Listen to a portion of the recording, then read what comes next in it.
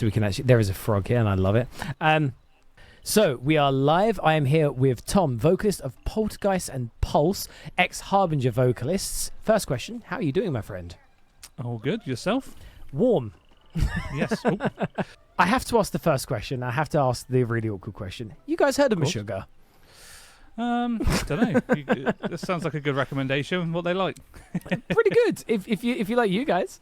So I did see from your guitarist, I believe it was your guitarist page, basically saying that they were so sick and tired of like writing their own music when all they wanted to do is just hear more Meshuggah riffs, and they were like, I'm just going to do this, and doing what they loved more than what they felt like should be out there. Is this something that you really like gelled with as well when you saw the project at first? Yeah, absolutely. Like, obviously, I've known John many years now. And obviously, we worked together with a lot of Pulse stuff. And yeah, it was one of those. Obviously, it was always supposed to be just his little instrumental thing, and then he asked me to do vocals on it, and no brainers. Absolutely. So yeah, now we're here. Was it because the vocals are definitely not like Jens Kidman's style? They are definitely. I don't want to use the word heavier, but you get what I mean. They are definitely different. But was it hard to not go towards that, or was it?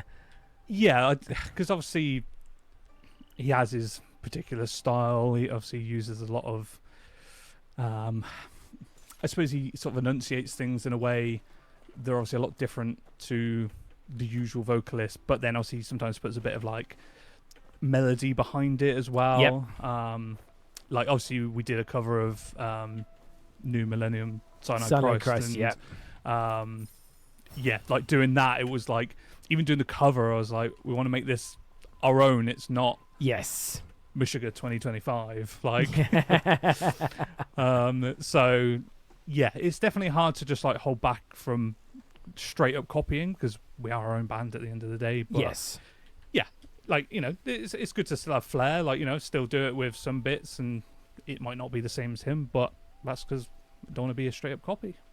Yeah, that's the good thing, because having your own flair in it is definitely what drew me more to actually like listening to you guys more, because I feel like if everyone was like this, like tried to copy every member of Meshuggah in that sort of way, it just wouldn't have its own flair. But it does, because you guys have all put your own flair on it, which just it adds that little bit of spice. Yep. Like you could have two different curries and they be your favorite. They're both curries. I feel like that's literally everyone's aspect with us. It's like oh, it's not quite Meshuggah, but it's pretty good. The thing is like there's also that phrase of it's not quite Meshuggah, in that sense of like you guys aren't quite up there, but it's like, but it doesn't have to be. Like there are times when I'm definitely going to prefer Poltergeist because I like heavier music. Yeah, no, absolutely. It's one of those, like, the comparison we get all the time, whether it's an old video or a newer video or whatever, There's always the comments, like, the odd couple. Most of it, it's always positive, but there's always the comparison comments, always. And it's to be expected, because that's essentially what John set out to do. Like, it's just Meshuggah 2. Yeah, exactly. Yeah, and say you guys have definitely done really fucking well with it so far, because as soon as I heard was it the stuff that you had shared, because I believe PT, because I followed them on Instagram and stuff, so they had shared some stuff. I was like, oh, this is actually quite sick, because I also remember back in the day when PT was putting up like YouTube covers and stuff, so I was like, oh, this is a bit nice. I like this. But yeah, glad you guys are able to do that though. So I'm just nice. It's very good. These guys are leveled for you, not me. Oh, just getting absolutely beat up. Maybe just a little bit. So did you join Poltergeist late then, from the sounds of things, because they started with John, I believe? So obviously John has done obviously previous projects and is fairly known on the internet as a guitarist and a producer no more, but yeah, so that obviously helped when he decided to do this as his own thing.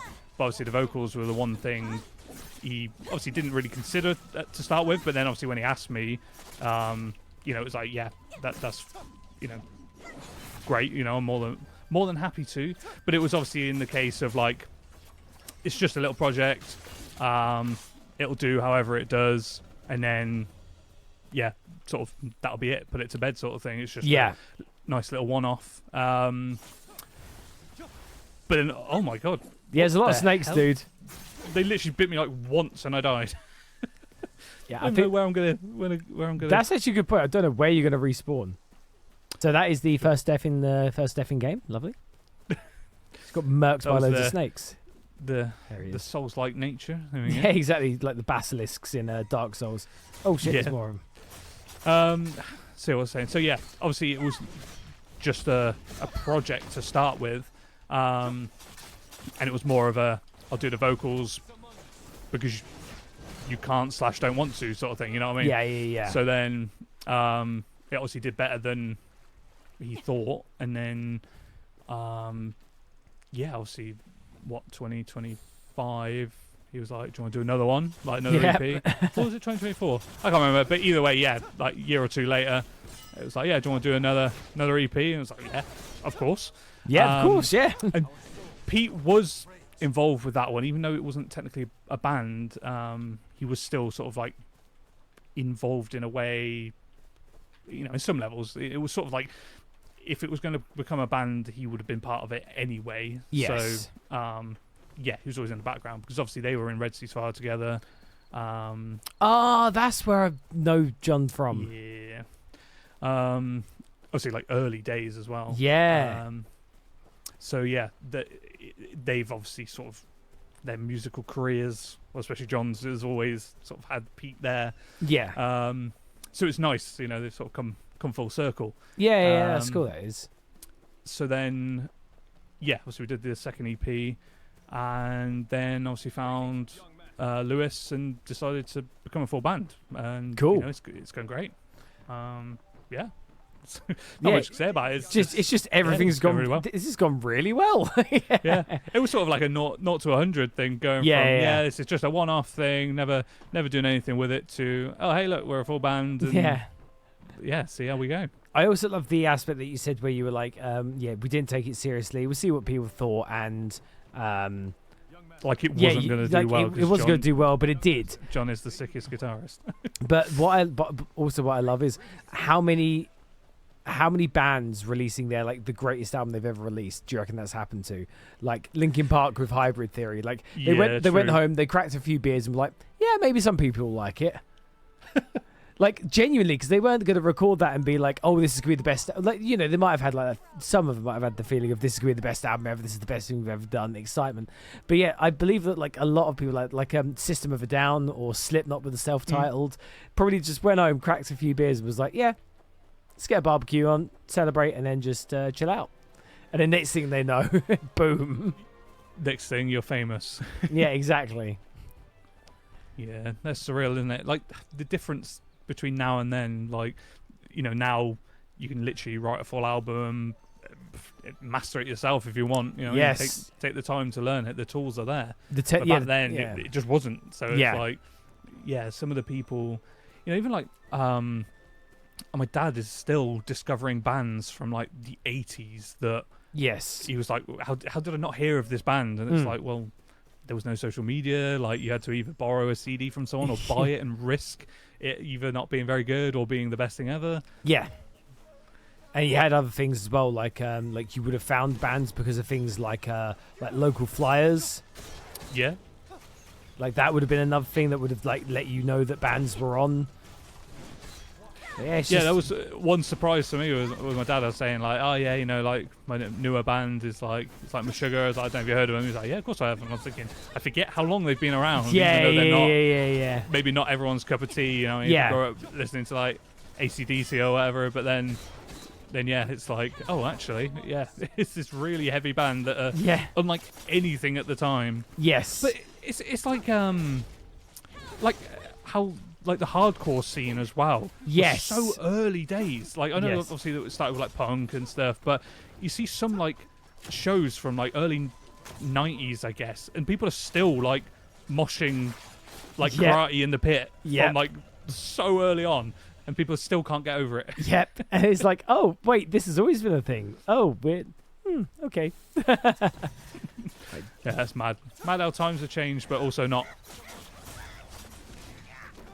The hell have you started a fight with? What are these things? God knows. It's the thing is with these It's an Oriat monkey. gacha style games, it's like just anything can happen. There we go.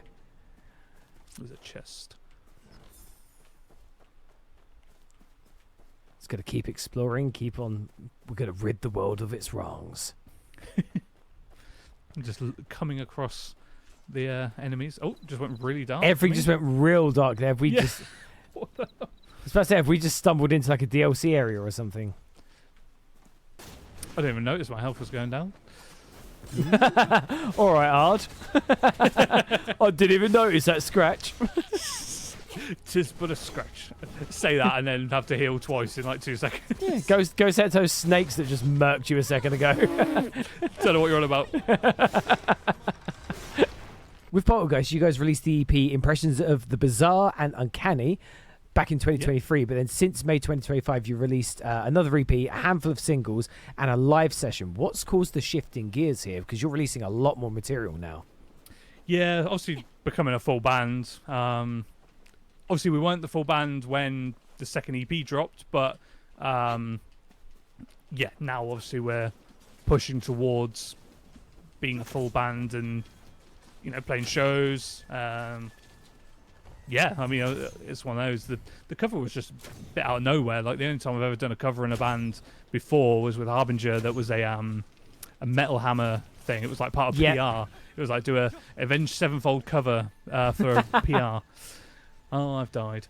But it's good fun. Like it was fun to learn the song, and obviously, I mean, what year did New Millennium even come out? Long time ago. 95 or so? No, it was early 2000s. Sorry. Oh Got my albums wrong there. The shift in quality, shall we say? Like, not that it's bad. It's good for its time, and it still holds up. But the 2025 polished difference, I feel it was nice and fresh for people who are avid Meshuggah listeners. Hopefully, yes. Hopefully didn't think that we ruined it, but yeah, I didn't see any negatives. So yeah, happy days. Yeah, awesome. I say I'm glad that's what's going on. You mentioned about playing live as well. Is that a plan for the future? Yeah, so that was the main sort of outcome of the live session. We didn't really want to go and play just a random show and record it to just be like, hey, here's how we sound live. We were like, let's just go get in the practice room, set up properly, and then let's show what we've got, I guess. And yeah, it was just good fun. Like it worked out really well. I think through obviously our years of all being in the music industry, we've collectively got things, whether that's mixers, in-ears, different. You got enough. There's enough gear. You can do it. Yeah. Especially Pete. He's the master of gear. He's just got everything. I haven't the foggiest what you're on about. So it's like, even though I'm doing. Oh, it's a bet. Sorry. Oh, what? Where I am to the west of you. Sorry, Miss. So yeah, saying about the obviously doing vocals, but we have I have a sample pad as well, so Gotcha. I trigger the samples in the song. So rather than just relying on the backing track, okay.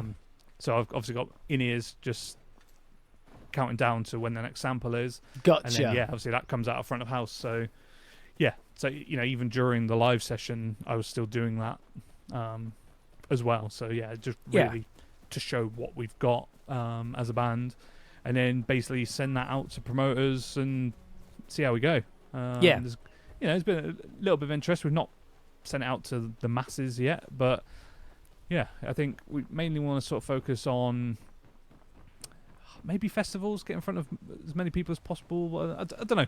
It's not really something we've like fully discussed. We've just sent it to a few people, and cool. We'll send it to a few more people. We're not like desperate to get out there. We're still working on the set. Some of the songs are really long, and we've sort of had to pick specifically songs that are gonna work and not either bore the crowd or absolutely killers. Or to be fair, even just making a set, if songs are 7-8 minutes long, you can only get A couple of them in, yeah. 3 songs with some breaks in the middle. It's like not very entertaining for people. So. No, I get that. Yeah, it's difficult to work out, but yeah, we're figuring it out. It's It's good. slowly getting there. That's good. So, also, like, you've got quite a few years in the industry as a vocalist. You've gone from it was Immerse at the beginning, wasn't it? Yeah. So you went from Immerse to Harbinger to Pulse and now Poltergeist. So obviously all of these bands are like within the same genre. You'd call it metal, but within their subgenres, do you find writing lyrical content has modified over the time? Yeah, I guess it's one of those. Obviously, you write what you feel is right for the song, or you might write a song and then write the lyrics, and the song goes around the lyrics. So yeah, it's one of those where I think a lot of, Immerse was obviously early days, so that was just sort of anything and everything. Harbinger was always a mix of some political side of things. Yep. Yeah, I hate the government, all the usual. Yeah. And a mix of like sort of nerdy stuff. I'd write about like just games and that, to do with games, but not make it obvious. So yeah. And then I guess Pulse was just. It was supposed to just be angst, I guess. Obviously, like starting off with Worthless, the first single, it was like, yeah, just get pissed off, like whatever, and then it just. The second EP was like a, what do you call it? Like almost like a story, like a concept EP. Is that £40,000 boat over there? There it is. That's the £40,000 boat. Give me 1 second. Can you see it? Oh wait, can you not see it? To the left of it, there's a massive boat on mine. The field of view hasn't kicked in. What the hell? I'm looking at this thing here. Just this little. There's me looking at this majestic boat. It's like a huge bird, like a phoenix. It's blue. It's got huge wings and multiple tiers. And you're looking at this little. Wait, am I swimming towards it now? Am I swimming towards it? Yes. See if it spawns in. It might only be in my world. It's gonna spawn in at the last second. Am I getting close or is it really far away? I've gone past the point of no return. I'm going to drown doing this, but I got to see the boat. It's weird. I'm fine. My health. I'm drowning. I'm about to drown. Yeah, what the hell? It's like PUBG style. It's just like you're out of the zone. Defeated. The river runs swift. Tread carefully, young warrior. Yeah, the second Pulse EP album, whatever you want to call it, was like 6, 7 tracks, 8 tracks. Yeah, I wrote it about. It was quite similar to. Have you played? Is it High on Life? Yes. Where obviously all the aliens come and they use the humans as like drugs. Yeah, that's it. Yeah. Yeah. So it was similar concept to that, where it was like this, other alien race comes to Earth and they basically consume us, but on a level where it's like they replace our organs. So it's like, have you ever seen I can't remember if it's called Repo Men or just Repo, I know of it, but I haven't seen the film. Yeah, really good. It's got is it Jude Law? Yeah, Jude Law.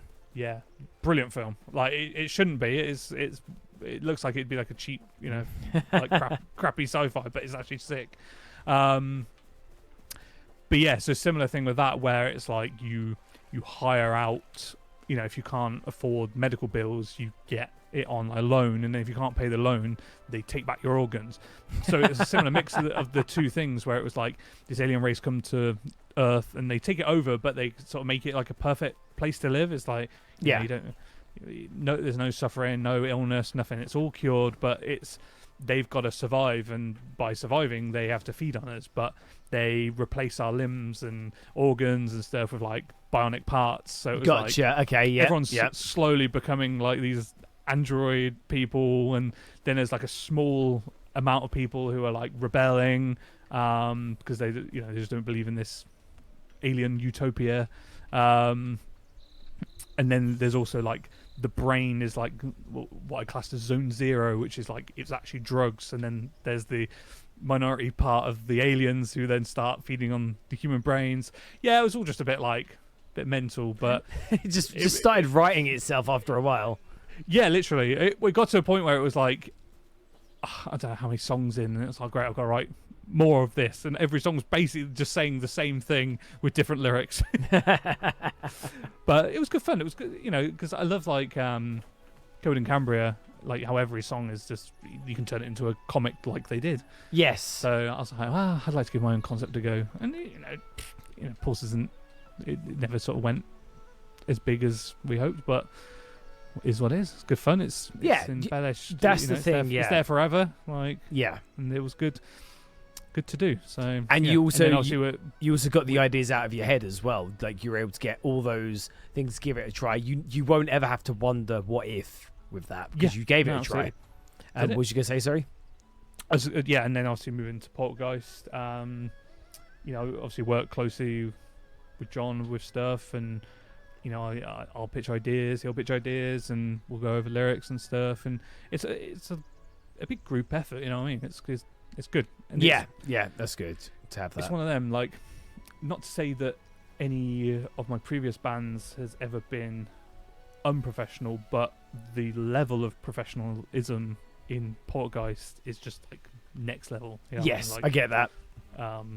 Yeah, like it's just mad. And that's nothing bad on any of the bands. They're all amazing. They're all super professional, really great at their instruments. But yeah, these guys have just stepped it up. So yeah, it's like I constantly feel on edge. Like I've got to step up, which is good. I like to be on my toes, and I like to give it my all, give it my best. So yeah, I'm happy. That's fair though. That's all good.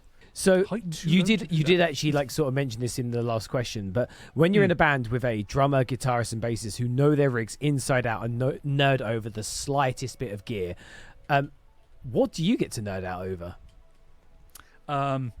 Their gear. No, like obviously Pete's given me his the sampler. Obviously, that's something I had to learn. I've never used one of them before, and it's one of those, obviously you can use it as like an instrument, I guess, if you load different things. Like, I guess it's a similar thing where not even rappers specifically, but some artists will load like kick to one bit, snare to another one, and do like their beats, and then change the sample, and then it'll be like a synth. Where for us, obviously, it's just the what do you call it? Obviously just the samples. So obviously wait along for the in-ears to say, right, yeah, it's sample time. I'm getting more and more used to when naturally they should come in, because obviously I know the songs, but it's just so different when that one thing's missing. It's the same with vocals, you know what I mean? You think you know a song inside and out, take the vocals away, it's like, I don't know this song at all, actually. Yeah, this song's completely different now. Yeah, it's like crazy. So getting to like nerd over things. It's not my possession as such. Like, it's just a borrow and a thing to use for the band. But getting to nerd out over something like that. Plus, obviously, we do things like even doing the live video, nerding over the camera side of things. Pete's got like 3 or 4 different cameras. We brought ours, and just it's nice to be, I guess, on like similar levels of knowledge with things, or even is tenfold more, but it's still knowing things. It's not like you see some bands and there's the people they're just in it, like it's like somebody controls the entire band, they know everything, the ins and outs, and then everyone else just turns up and plays a couple of session musicians. And that's fine, it's what it is, isn't it? But exactly. It's nice that everything's how it should be, I suppose. Yes. Is there something behind the waterfall? Bullshit game. Bullshit. No, you can run up it. Fantastic. I can run up the waterfall, but hang on. Wait, I've been seeing something. Another bear. I got it. Yeet. It's still alive. No way. It's just recovered all of its health, and it's respawned back up the waterfall. Worth it. Worth it though. Absolutely fine. But was it going back to your thing about saying like watching them like nerd over like the slightest things? It's always you find subjects so much more interesting when the person who's teaching it to you or talking to you about it is so passionate about it. Oh, absolutely. It's like, it doesn't matter what the subject is. It could be something that you're not even interested in, but if the person talking about it is extremely passionate, that's all it takes, and you could be locked into it, and you could actually find an interest in it, or like a common interest in it. Yeah, no, definitely. Which is definitely something you guys have got with the band and everything. Yeah, definitely.